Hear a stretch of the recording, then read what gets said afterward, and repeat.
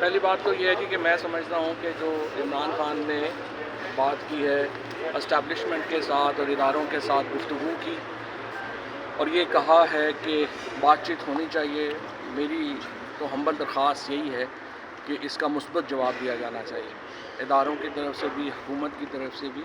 پاکستان کے جو مسائل ہیں اس وقت وہ اس نوعیت کے ہیں کہ اس میں آپ کو ایک منیمم افہام و تفہیم چاہیے، اور اگر آپ منیمم افہام و تفہیم نہیں کریں گے تو ابھی کل بنگلہ دیش ہمارے سامنے ہوا ہے، اس کے علاوہ انریسٹ ہے پورے اس علاقے میں۔ پاکستان کی اس وقت ایک بہت بڑا سیاسی بحران ہے کیونکہ حکومت کی جو لیجٹیمیسی ہے وہ انڈر کوسچن ہے۔ سب لوگوں کو پتہ ہے کہ 18 سیٹوں کے ساتھ وزیر اعظم بنا ہوا ہے، لہٰذا ان کی کوئی لیجٹیمیسی نہیں ہے۔ تحریک انصاف کو 2 سال بڑی کوشش کر لی آپ نے ختم کرنے کی، عمران خان کو ختم کرنے کی، کہا گیا کہ یہ 30 دن جیل نہیں نکال سکے گا، وہ تو کھڑے ہیں۔ عمران خان ختم ہو رہا ہے نہ پی ٹی آئی ختم ہو رہی ہے۔ تو کہتے ہیں کہ آئنسٹائن نے کہا تھا کہ ایک ہی تجربے کو بار بار کرنا اس امید کے ساتھ کہ نتیجہ مختلف آئے گا، اس کو اسٹوپڈیٹی کہتے ہیں۔ تو یہ میرا خیال ہے کہ اب ہمیں وقت آ گیا ہے کہ تجربے بدلے جائیں اور اب ایک دفعہ عوام کی طرف رجوع کر کے اور عوام کی جو آراء ہے اس کو سامنے رکھ کے ہم آگے چلنے کی ایک سعی اور کوشش کریں۔ اس کے ساتھ ساتھ میں بالکل یہ سمجھتا ہوں کہ تحریک انصاف کا اور عمران خان صاحب کا یہ ایک یقیناً کام ہے کہ یہ کانفیڈنس ہونا چاہیے اداروں کو بھی اور سیاسی جماعتوں کو بھی کہ تحریک انصاف اقتدار میں آئے گی تو وہ نہیں کرے گی جو تحریک انصاف کے ساتھ گزشتہ 2 سال میں ہوا، جو بربریت اور فسطائیت کا مظاہرہ تحریک انصاف کے لوگوں کے ساتھ کیا گیا، وہ رپیٹ اس کا بدلہ نہیں لیں گے۔ یہ ایک شیورٹی، ایک ماحول بنانا ضروری ہے۔ باقی یہ ہے کہ پورا پاکستان اس وقت عمران خان کے ساتھ کھڑا ہے، وہ ایک سیاسی حقیقت ہے، آپ ان کے بغیر کیسے پولیٹیکل اسٹیبلٹی لا سکتے ہیں۔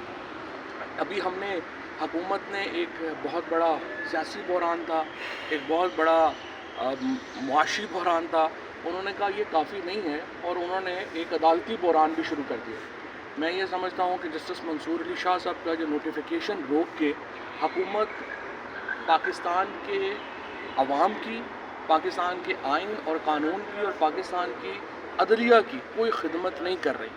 آپ ایک اور جو غیر ضروری کانفلکٹ ہے، ایک غیر ضروری جو آپ کی ایک اس وقت سچویشن ہے اس میں اضافہ کر رہے ہیں۔ پاکستان میں فوری طور کے اوپر جسٹس منصور علی شاہ صاحب کا بطور چیف جسٹس نوٹیفیکیشن ہونا چاہیے، اور میں سمجھتا ہوں کہ پاکستان میں سیاست کو نارملائز کرنے کی ضرورت ہے۔ جو میں پہلے بات کر رہا تھا کہ تحریک انصاف سیاسی حقیقت ہے، کل آپ نے ثوابی میں بھی دیکھ لیا کہ کس طرح کا جلسہ ہو، لاکھوں لوگ عمران خان کے بغیر اس جلسے میں عمران خان کو ہدیہ تبریک پیش کرنے ان کے 1 سال کے اوپر جمع ہوئے۔ کون اور لیڈر ہے جو اس طرح کراؤڈ کر سکتا ہے؟ کون اور لیڈر ہے جس کے لیے لوگ نکل سکتے ہیں؟ شہباز شریف صاحب کو اور نواز شریف صاحب کو تو میں چیلنج دیتا ہوں کہ وہ تو ڈی چوک میں جلسہ کرنا ان کے لیے تو پرابلم نہیں نا، تو ڈی چوک میں 10,000 بندہ اکٹھا کر کے دکھا دیں اس وقت۔ نون لیگ پیپلز پارٹی مکمل فارغ ہو چکی ہے سیاسی طور کے اوپر، اور اس لیے اہم ہے کہ اس سیاسی حقیقت کا ادراک کیا جائے اور تحریک انصاف اور عمران خان کے ساتھ مل کے پاکستان میں ایک سیاسی جو ٹھہراؤ ہے وہ لائے۔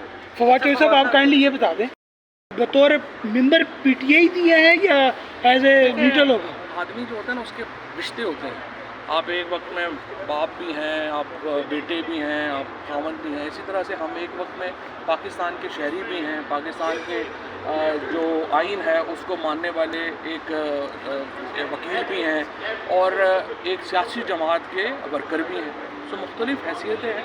تو میرا یہ مشورہ پاکستان کے شہری کی حیثیت سے ہے کہ پاکستان کو ایک سیاسی ٹھہراؤ کی ضرورت ہے اور اس کے لیے آپ کو عمران خان سے بات سر کیا پی ٹی آئی آپ کو مان رہی ہے؟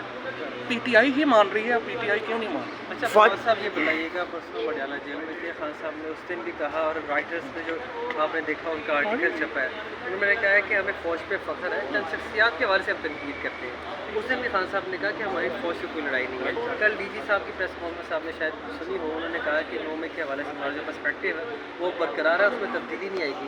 تو یہ میلٹ ڈاؤن کیسے ہوگا؟